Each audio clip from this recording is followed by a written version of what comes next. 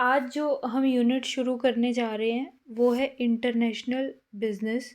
ये एक बहुत ही इंटरेस्टिंग प्लस सबसे ज़्यादा अगर क्वेश्चन अगर आपको एग्ज़ाम में देखने को मिलते हैं तो वो इसी यूनिट से देखने को मिलते हैं। तो इस यूनिट को बहुत अच्छे से मतलब प्रिपेयर कीजिएगा और ये काफ़ी इंटरेस्टिंग है। तो चलिए शुरू करते हैं। बेसिकली जैसा कि इसका नाम है इंटरनेशनल बिजनेस, तो मतलब सबसे पहले तो इसके मीनिंग से ही शुरू करते हैं। देखिए, इसको दो शब्दों को अलग अलग पढ़िएगा, इंटरनेशनल प्लस बिजनेस। ठीक है, तो अब हम ये पढ़ेंगे इंटरनेशनल का क्या मतलब होता है और बिजनेस का क्या मतलब होता है, और फिर उसको जोड़ेंगे तो वो मीनिंग बन जाएगा इंटरनेशनल बिजनेस का। तो आप चीज़ों को ऐसे तोड़ तोड़ के पढ़िए, कोई डेफिनेशन या कुछ आपको याद करने की ज़रूरत नहीं है। देखिए, आपने दो टर्म तो अपनी लाइफ में सुनी ही होंगी। बीइंग अ कॉमर्स स्टूडेंट, जब आप इस लेवल पे पहुंच चुके हो तो आपने दो टर्म ज़रूर सुनी होंगी, इंटर और इंट्रा। देखिए, इंट्रा का मतलब होता है विद इन। तो किसी भी शब्द के आगे अगर इंट्रा लगा होता है मतलब होता है विद इन। इंटर का मतलब होता है बिटवीन, कि दो चीज़ों के बीच में, दो या दो से अधिक चीज़ों के बीच में जब हम कंपैरिजन या कोई बात करते हैं तो उसे हम कहते हैं इंटर। तो अब देखिए, इंटर का मतलब हो गया बिटवीन। ठीक है, नेशनल का मतलब हो गया नेशंस। तो इंटरनेशनल का मतलब हो गया बिटवीन नेशंस, अक्रॉस नेशंस और beyond the territories of a nation. आप कुछ भी समझ सकते हो तीनों चीज़ों में से जो आपको समझ में आए। ठीक है, उसके बाद मैं बात करती हूँ बिजनेस। तो बिजनेस क्या है? देखिए, बिजनेस एक ऐसी इकोनॉमिक एक्टिविटी है, एक ऐसी क्रिया है जो डेली बेसिस पे की जाती है प्रॉफिट या पैसा कमाने के लिए, वो बिजनेस है। तो अब मैंने यहाँ पे देखिए एक वर्ड यूज़ किया, क्रिया मतलब एक्टिविटी। तो देखिए, एक्टिविटी होती है वो दो तरीके की होती है, दो प्रकार की होती है। एक होती है इकोनॉमिक एक्टिविटी, एक होती है non economic activity. Economic activity वो एक्टिविटी होती है जो हम पैसा कमाने के लिए करते हैं। हमारी रोज़मर्रा की ज़िंदगी में हम दो क्रियाएं करते हैं। एक वो जो हम पैसा कमाने के लिए करते हैं, जो हमारे प्रोफेशन से, जो हमारे नौकरी पेशे से, जो हमारी जीविका कमाने से जुड़ी जो एक्टिविटी है, वो इकोनॉमिक एक्टिविटी है। नॉन इकोनॉमिक एक्टिविटी दूसरी तरफ एक व्यक्ति रोज परफॉर्म करता है।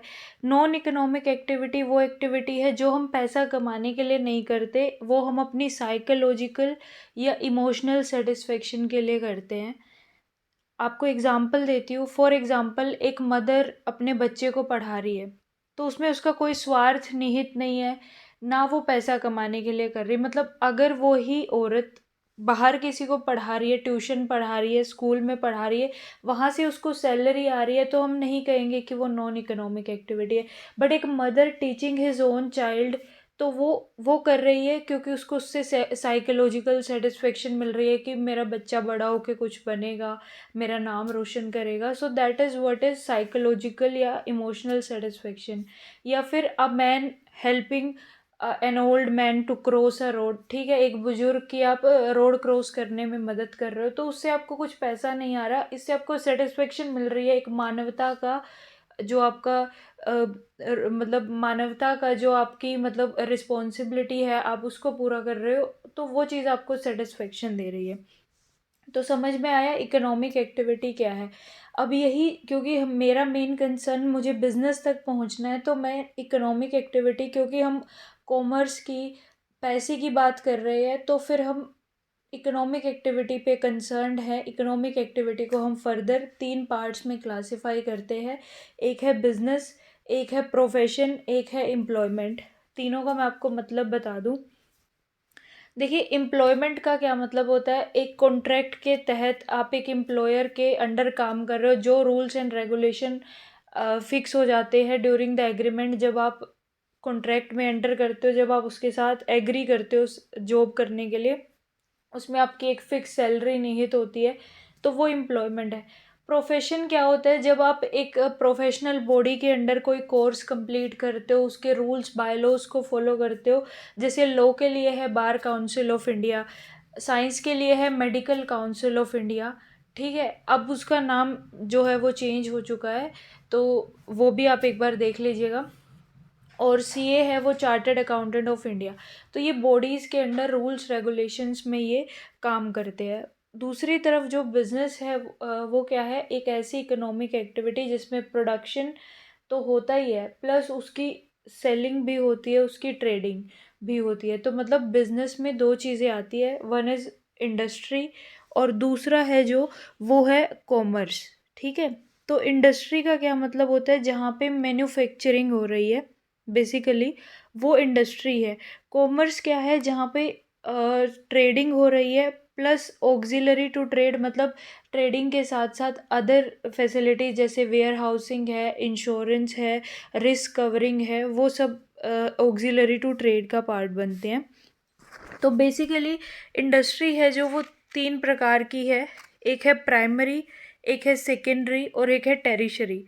प्राइमरी क्या इंडस्ट्री क्या है, मतलब इसमें जो रॉ मटेरियल है वो हमें from the origin of earth मिलता है, जैसे एग्रीकल्चर है, माइनिंग है, क्वेरिंग है, ये सारी प्राइमरी इंडस्ट्री का पार्ट बनती हैं। जो हमारी सेकेंडरी इंडस्ट्री है वो क्या करती है, प्राइमरी इंडस्ट्री का जो फिनिश प्रोडक्ट है उसको यूज़ करके आगे फर्दर प्रोडक्शन करती है। और जो हमारी टेरिशरी इंडस्ट्री है वो बेसिकली सर्विस सेक्टर है। और आज के टाइम पे क्या है, टेरिशरी सेक्टर का हमारे इकोनॉमिक में सब इकोनॉमी में सबसे ज़्यादा कंट्रीब्यूशन है, जीडीपी में या फिर हमारे देश की नेशनल इनकम में वो सबसे ज़्यादा टेरिशरी सेक्टर का रेलेवेंस है वो बढ़ता जा रहा है, इसका शेयर बढ़ता जा रहा है। तो बेसिकली समझ में आया आपको, बिजनेस दो पार्ट है, इंडस्ट्री है, एक कॉमर्स है। इंडस्ट्री के फर्दर तीन पार्ट्स है, प्राइमरी, सेकेंडरी और टेरिशरी इंडस्ट्री। इंडस्ट्री में बेसिकली होती है manufacturing of raw material to finish goods. Manufacturing और कंस्ट्रक्शन दोनों इंडस्ट्री का पार्ट है। उसके बाद हम बात करते हैं कॉमर्स की। देखिए, कॉमर्स में दो चीज़ें आती है, एक आती है ट्रेड, एक आती है ऑक्सिलरी टू ट्रेड। ट्रेड का मतलब होता है सेलिंग एंड परचेजिंग, मतलब चीज़ों को खरीदना और बेचना, तो ये भी कॉमर्स का हिस्सा है। प्लस ऑक्सिलरी टू ट्रेड, मतलब ट्रेड करने के लिए क्या क्या सहायक क्रियाओं की ज़रूरत है, जैसे इंश्योरेंस है, वेयर हाउसिंग है, ट्रांसपोर्ट है, तो वो सब भी कॉमर्स का हिस्सा है। तो आज समझ में आता है कॉमर्स के स्टूडेंट्स को कि कॉमर्स का मतलब क्या है। तो कोई भी आपसे पूछे, आप एक डेफिनेशन फेंकने की बजाय अगर आप ये कहोगे ना, trade plus auxiliary to trade, so that is much better answer. ठीक है, तो ये है इन बिजनेस। अब देखिए, अब मैं इंटरनेशनल बिजनेस की बात कर रही हूँ। इंटरनेशनल मुझे समझ में आता है across the Nations, between the Nations, और बिजनेस का मतलब मुझे समझ में आ गया। तो मतलब एक ऐसा बिजनेस जो देशों के बीच में हो रहा है, ठीक है, जो अक्रॉस द नेशंस हो रहा है, उसे कहते हैं हम इंटरनेशनल बिजनेस।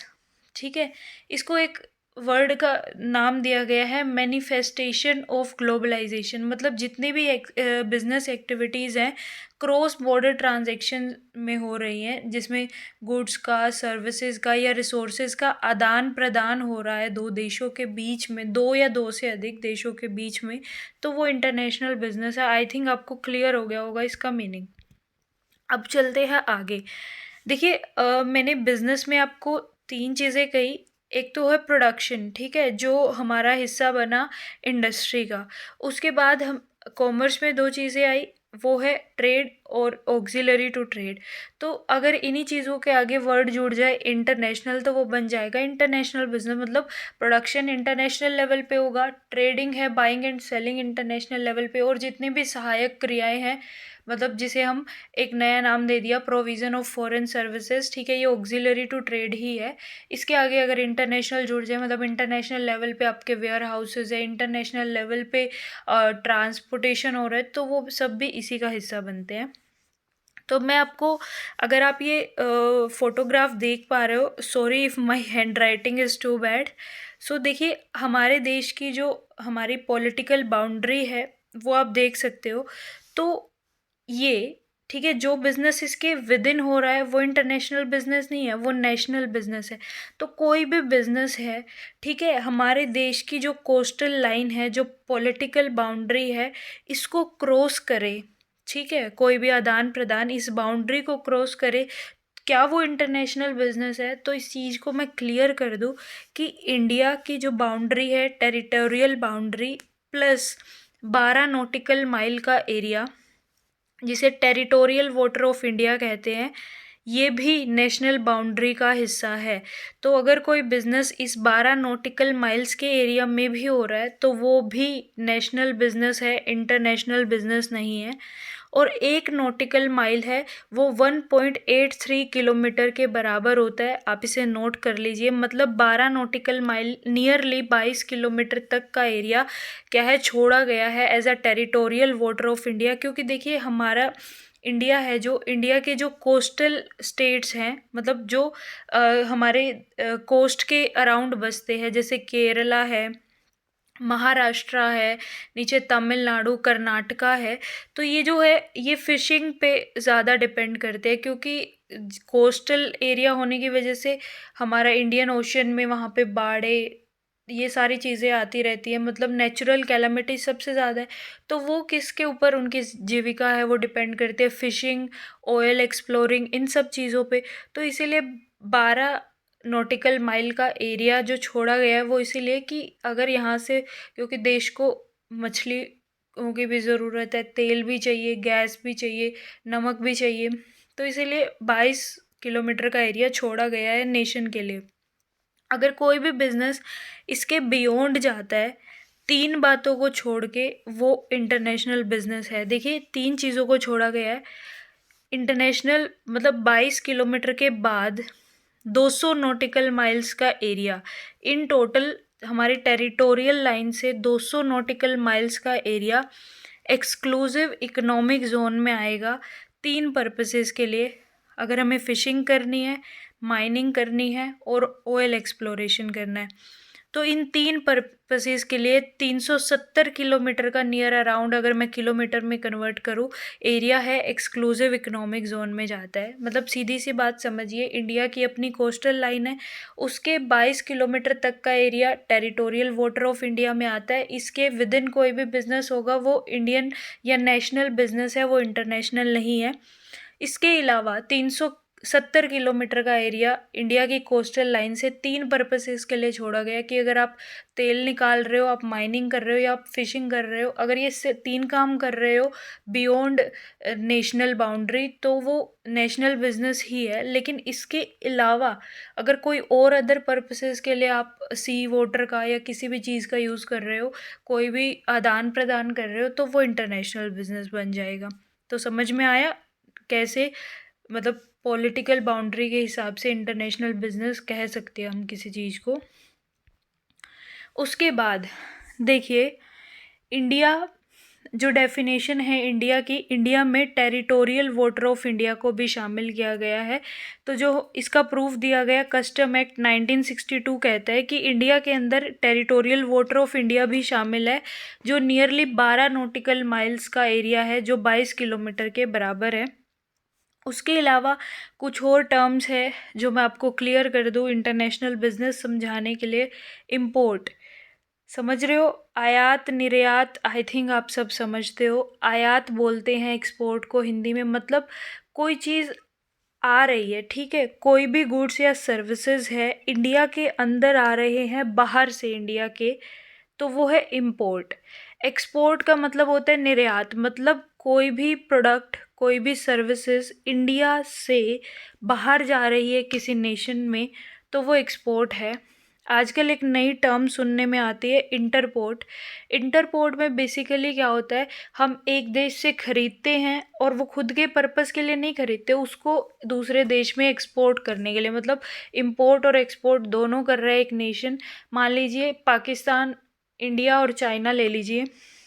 हमारा रिश्ता कभी भी पाकिस्तान के साथ अच्छा नहीं रहा, अब तो खैर चाइना के साथ भी नहीं रहा, बट फिर भी मैं एक एग्जांपल देना चाहूँगी। मान लीजिए चाइना को है कि इंडिया और पाकिस्तान आपस में ट्रेडिंग नहीं करते, तो इंटरपोर्ट का चाइना कैसे यूज़ कर सकता है। चाइना क्या करेगा, इंडिया से माल खरीदेगा और खुद के पर्पस के लिए नहीं खरीदेगा और उसको एक्सपोर्ट कर दे पाकिस्तान में, तो ये होगा इंटरपोर्ट।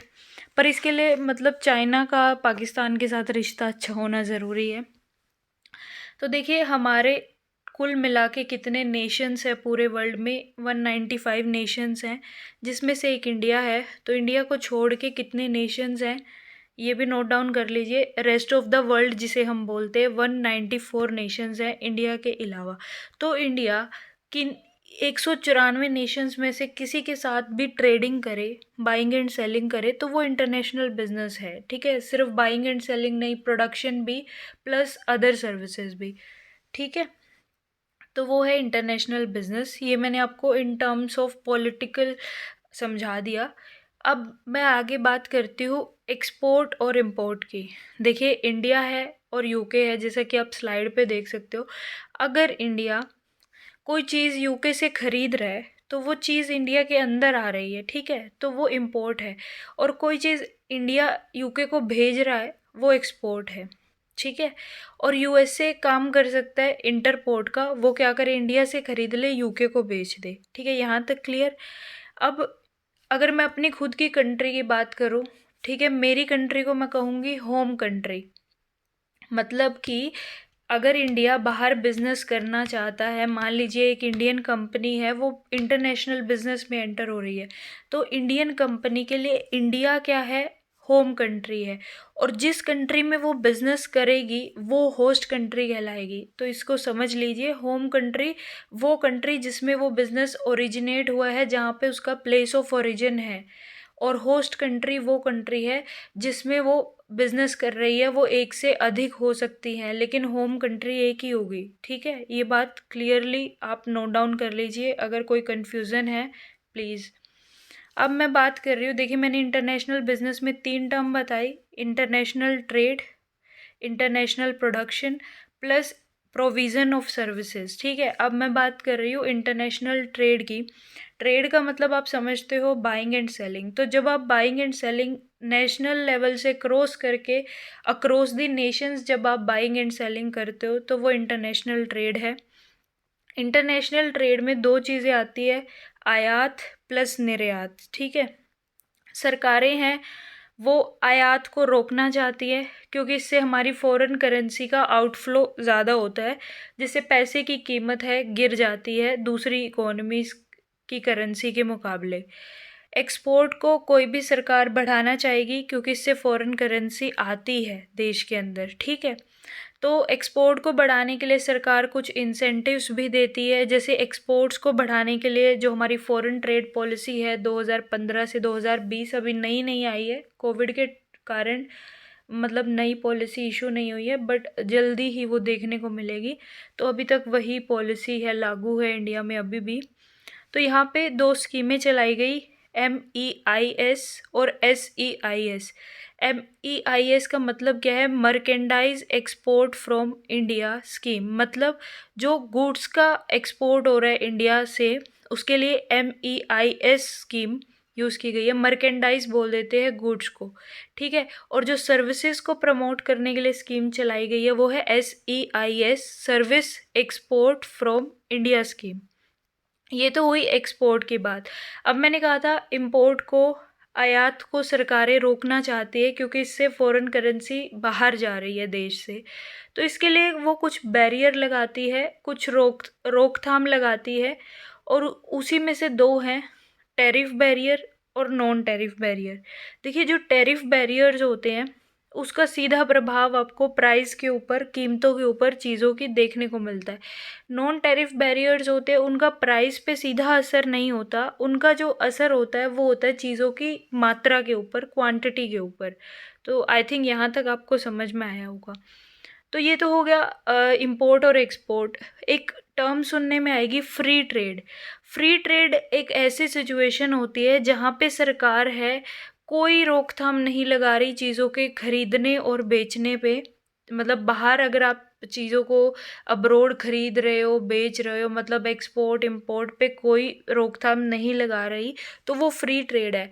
बट आज की सिचुएशन हालातों को देखते हुए it is a very rare phenomenon. ठीक है, अब फ्री ट्रेड सुनने में नहीं आती। गवर्नमेंट एक्चुअली चाहती है कि मतलब जो भी उसके सिटीजन खरीद रहे हैं या बेच रहे हैं उसमें इंटरवेंशन हो सरकार का, ठीक है। तो उसके लिए सरकार कुछ हथकंडे अपनाती है जिसे ही हम ट्रेड बैरियर और नॉन टैरिफ बैरियर बोलते हैं। तो ट्रेड बैरियर देखिए दो तरीके के होते हैं, मतलब ट्रेड बैरियर समझिए बाइंग और सेलिंग पे बैरियर लगाना, नाम से क्लियर है। तो ये दो तरीके के होते हैं, एक होता है टैरिफ बैरियर, ठीक है। अब टैरिफ बैरियर भी अगर इंपोर्ट पे लगा रहे हो तो वो इम्पोर्ट टैरिफ बैरियर है, और एक्सपोर्ट पे लगा रहे हो तो एक्सपोर्ट टैरिफ बैरियर है। मतलब सीधी सी बात है, जो टैरिफ एक्सपोर्टिंग कंट्री कलेक्ट कर रही है वो एक्सपोर्ट मतलब जो कंट्री एक्सपोर्ट कर रही है उसने अगर बैरियर लगा रखा है और वो पैसा उसी कंट्री के पास आ रहा है जो एक्सपोर्ट कर रही है, तो वो एक्सपोर्ट टैरिफ बैरियर है। इम्पोर्ट टैरिफ बैरियर वो कंट्री है जो निर्यात कर रही है और वो आयात कर रही है जो, और मतलब उसकी कंट्री में आएगा, अब वो इंपोर्ट को रोकना चाहती है। इंपोर्ट को रोकने के लिए वो क्या करेगी, इंपोर्ट टैरिफ बैरियर लगा देगी जिससे चीज़ें महंगी हो जाएंगी और वो डोमेस्टिक गुड्स के बराबर हो जाएगी, तो लोग फॉरेन गुड्स की डिमांड ही नहीं करेंगे। तो ये हथकंडे सरकारें अपनाती हैं। तो एक्सपोर्ट टैरिफ बैरियर और import tariff barrier I think आपको क्लियर होगा। उसके बाद अब आता है नॉन टैरिफ बैरियर्स। देखिए जो नॉन टैरिफ बैरियर्स होते हैं, मैंने जैसे पहले कहा, इनका जो असर है वो चीज़ों की मात्रा के ऊपर, क्वांटिटी के ऊपर देखने को मिलता है। टैरिफ बैरियर का सीधा असर आपको चीज़ों की कीमतों पे देखने को मिलेगा। तो जो टैरिफ बैरियर है वो कितने प्रकार के होते हैं, देखिए एक होता है स्पेसिफिक टैरिफ बैरियर। ये लगाया जाता है चीज़ों की कीमतों के ऊपर। जैसे मान लीजिए कोई प्रोडक्ट है 10 रुपये है, तो स्पेसिफिक बैरियर वो फिक्स कर दिया जाएगा कि पर 10 रुपये 1 रुपये है वो बैरियर के चार्जेस हैं, ठीक है। मान लीजिए कोई चीज़ है वो 10 रुपये की है पर यूनिट, तो पर यूनिट के हिसाब से 10 रुपये पे 1 रुपया, हर 10 रुपये पे 1 रुपया है वो बैरियर का लगेगा, टैरिफ बैरियर का। तो वो स्पेसिफिक है जो चीज़ों के फिक्स चार्जेस के ऊपर लगता है। दूसरा होता है एड वैलोरम टैरिफ। ये basically as a percentage of value लगता है, मतलब पर 1000 रुपये पे 1% होगा, वो टैरिफ बैरियर होगा, ठीक है। वो प्राइस के ऊपर लगता है, ये as a percentage of price value लगता है, ठीक है। पूरी मान लीजिए कोई चीज़ 1000 रुपये की है तो उसका 1% आपको टैरिफ बैरियर के रूप में देना है, वो एड वैलोरम है। एक होता है कंपाउंड, नाम से समझ आ रहा है दोनों का मिक्सचर, मतलब आपको पर 500 रुपये तो 1 रुपया देना ही है, प्लस उससे ऊपर जो भी आप बाइंग एंड सेलिंग कर रहे हो उसका इतने प्रतिशत भी आपको बैरियर देना है, ठीक है। तो वो होता है कंपाउंड। अब समझिए नॉन टैरिफ बैरियर्स। देखिए नॉन टैरिफ बैरियर्स इसमें भी दो तरीके के हैं, जिसका असर है सीधा प्राइस पे देखने को मिलता है, उसे हम बोलते हैं डायरेक्ट प्राइस इन्फ्लुएंस। इसमें सीधा आती है सब्सिडीज़। देखिए अगर आप किसी चीज़ के को प्रमोट करना चाहते हो, ठीक है, तो आप सब्सिडीज़ देना शुरू कर देते हो, और किसी चीज़ को आप अवॉइड करना चाहते हो तो आप वहाँ से सब्सिडी निकालना शुरू कर देते हो। तो इनका असर, मान लीजिए अब कोई भी प्रोडक्शन है, नैरकोटिक का प्रोडक्शन हो रहा है, अगर सरकार उसे बैन करना चाहती है, सरकार उस पर सब्सिडियाँ देना कम कर देगी, टैक्स लगाना शुरू कर देगी, तो वो प्रोडक्ट ऑटोमेटिकली महंगा हो जाएगा, तो वो कहीं और बिकेगा तो वो और महंगा हो जाएगा, ठीक है। तो ऐसी चीज़ों पर रोक लगाने के लिए सरकार सब्सिडीज़ का यूज़ करती है। आजकल आप देखोगे सरकार काफ़ी चीज़ों पे, इवन एलपीजी पे सब्सिडीज़ विड्रॉ कर रही है। अब आती है क्वांटिटी पे जिसका प्रभाव पड़ता है, उसमें सबसे पहले आता है कोटा रेस्ट्रिक्शन। देखिए कोटा में क्या होता है, इसमें प्राइस पे कोई असर नहीं होता, मतलब इसमें होता है सरकार है क्वांटिटीज़ को फिक्स कर देती है कि किसी भी चीज़ की आप इतनी ही मात्रा इंपोर्ट कर सकते हो, ठीक है। तो किसी चीज़ को अगर वो चाहती है नेशन में कोई चीज़ ना आए, तो वो उसकी क्वांटिटीज़ फिक्स कर देती है सरकार। तो फिर वो कितने ही प्राइस पे हो, बेशक से हो, वो सस्ती हो महंगी हो, आप उससे ज़्यादा यूनिट है ला नहीं सकते देश के अंदर, तो वो होती है कोटा रेस्ट्रिक्शंस, ठीक है। उसके बाद जो दूसरी है नॉन टैरिफ बैरियर में है, वो है वॉलेंट्री एक्सपोर्ट रिस्ट्रेंट, VER। ये बेसिकली क्या होता है, ये एक तरीके का बायलेटरल एग्रीमेंट है ताकि क्या है, एक्सपोर्ट बढ़ते हुए एक्सपोर्ट्स को रोका जा सके। ठीक है, तो वो होता है वॉलंटरी एक्सपोर्ट रिस्ट्रेंट, मतलब दो देशों की सरकारें आपस में एग्रीमेंट कर ले कि हम इससे ज़्यादा यूनिट आपके देश में नहीं बेचेंगे और आप इससे ज़्यादा मेरे देश से नहीं खरीदेंगी। ठीक है, तो जैसे बड़े बड़े नेशन हुआ करते थे, वो एग्रीकल्चर प्रोडक्ट्स को लेके ऐसे एग्रीमेंट्स आपस में एंटर कर लिया करते थे, जिसका सबसे ज़्यादा जो है लीस्ट डेवलपिंग नेशंस के ऊपर सबसे ज़्यादा बुरा प्रभाव पड़ता था। एक होता है लोकल कंटेंट रिक्वायरमेंट। ये बेसिकली क्या होता है, इसमें ना ये फिक्स कर दिया जाता है कि अगर आप हमारे देश में बिजनेस करना चाहते हो तो इतना परसेंट जो रॉ मटेरियल है वो आप हमारे देश से खरीदेंगे।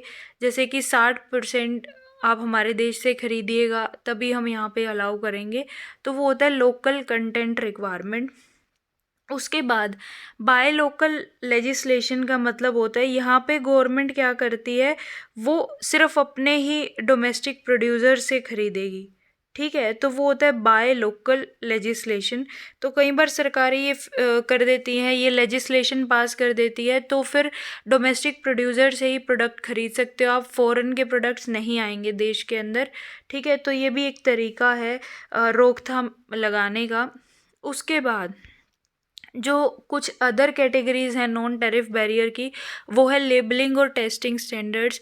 मतलब कि अगर ये प्रोडक्ट हमारे देश में एंटर करेंगे तो इनके ये स्टैंडर्ड्स होने चाहिए, ये सरकारें देश फिक्स कर लेते हैं। अगर वो उन स्टैंडर्ड्स को फुलफ़िल नहीं करते प्रोडक्ट्स, तो वो मतलब प्रोडक्ट वापस भेज दिए जाते हैं। कुछ स्टैंडर्ड्स है, कुछ लेबलिंग रिक्वायरमेंट्स है, फिक्स कर ली जाती है कि इन प्रोडक्ट्स में ये कंटेंट होना चाहिए, लेबल्स पे ये लिखा होना चाहिए, इतने इतने परसेंट ये मात्रा में होना चाहिए। तो वो सब फिक्स कर लेते हैं। अगर वो नहीं होता फिर वो मतलब नहीं प्रोडक्ट एक्सेप्टेबल होता किसी नेशन में।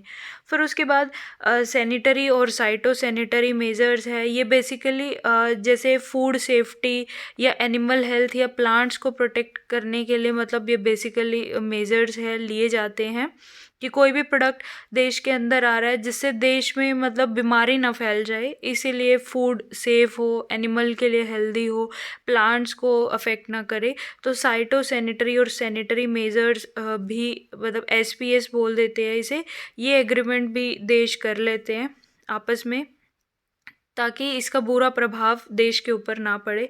क्योंकि कोई भी वायरस अगर देश में एंटर हो जाए, तो कोविड का असर आप देख सकते हो, चाइना की वजह से पूरे सारी इकोनॉमी ने कितना सफ़र करा है पिछले 2 सालों में। तो वो एक लाइव एग्जांपल है आपके सामने।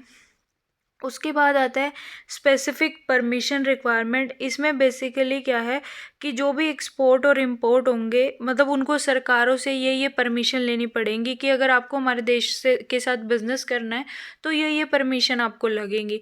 अगर सरकारें चाहती है कि ये प्रोडक्ट हमारे देश में आए तो वो परमिशंस कम कर देगी, रेगुलेशन कम कर देगी, और जिसको वो चाहती है ना आए उसके लिए ज़्यादा से ज़्यादा मतलब बेसिकली फॉर्मेलिटीज़ बढ़ा दी जाती है। तो ये भी एक तरीका है स्पेसिफिक परमिशन रिक्वायरमेंट। फिर उसके बाद आता है काउंटर ट्रेड। काउंटर ट्रेड का मतलब होता है बेसिकली, काउंटर होता है बदले में। मतलब अगर हम ये चीज़ आपसे खरीद रहे हैं तो बदले में आपको हमारे साथ ये करना, हमसे ये प्रोडक्ट खरीदना पड़ेगा। जैसे कि ये बेसिकली देखने को मिलता है एरोस्पेस और डिफेंस इंडस्ट्री में कि हम आपको ये डिफेंस प्रोडक्ट देंगे, आप हमसे इतने जहाज खरीद लीजिए, आप हमसे इतनी पनडुब्बी खरीद लीजिए। ठीक है, तो ये मतलब एग्रीमेंट्स है ऐसे वहाँ देखने को मिलते हैं काउंटर ट्रेड। उसके बाद आता है देखिए ways of entering into international business में भी मैं काउंटर ट्रेड आपको डीपली पढ़ाऊंगी, तो इतना वरी मत कीजिएगा। अभी मैं सिर्फ एक टर्म्स आपको क्लियर कर रही हूँ, इंट्रोड्यूस कर रही हूँ इंटरनेशनल बिजनेस से आपको। उसके बाद आता है एडमिनिस्ट्रेटिव बैरियर्स टू ट्रेड। ये बेसिकली क्या होते हैं, ये वो बैरियर्स, रूल्स और रेगुलेशन होते हैं लीगली जो प्रोसीजर्स बनाए जाते हैं। ठीक है, एडमिनिस्ट्रेशन समझ रहे हो, प्रशासन से रिलेटेड कुछ बैरियर, प्रशासनिक बैरियर्स कह सकते हो, ट्रेड से रिलेटेड, तो वो भी बैरियर्स मतलब देखने को मिलते हैं। उसके बाद आता है एंटी डंपिंग। देखिए डंपिंग क्या होता है, डंपिंग होता है जब आप प्रोडक्ट्स को सेल कर रहे हो एक फॉरेन मार्केट में फेयर मार्केट वैल्यू से कम पे। ठीक है, मतलब जो भी उसकी कॉस्ट है प्रोडक्शन की, किसी भी प्रोडक्ट की, उससे कम पे जब आप किसी मार्केट में डंप करते हो, ये बेसिकली आप कंपटीशन को ख़त्म करने के लिए करते हो। मतलब मान लीजिए कोई प्रोडक्ट मुझे 10 रुपये का पड़ रहा है, मैं 8 में बेच रही हूँ, 2 का नुकसान झेल रही हूँ, पर वहाँ पे 10 वाले का बिकना नहीं चाहिए, मेरा ही बिकना चाहिए। तो ये काम करते हैं डंपिंग में। देखिए डंपिंग के किस किस वे के लिए यूज़ करी जाती है। ज़रूरी नहीं होता कि डंपिंग सिर्फ कंपटीशन को वायलेट करने के लिए यूज़ की जाती है। कई बार हमारे पास इतना ओवर प्रोडक्शन पड़ा होता है, उससे छुटकारा पाने के लिए भी हम डंपिंग का यूज़ करते हैं। तो ये 3 तरीके से मतलब यूज़ की जाती है। एक होती है नॉर्मल वैल्यू पे, मतलब यहाँ पे क्या होता है, मतलब यहाँ पे प्रोडक्ट उतने में ही बिकेगा जितना कि डोमेस्टिक मार्केट में जो एक्सपोर्टिंग कंट्री जितने पे बेच रही है, हम उन्हीं के मार्केट में उतने पे बेच देते हैं। तो ये होता है नॉर्मल वैल्यू पे।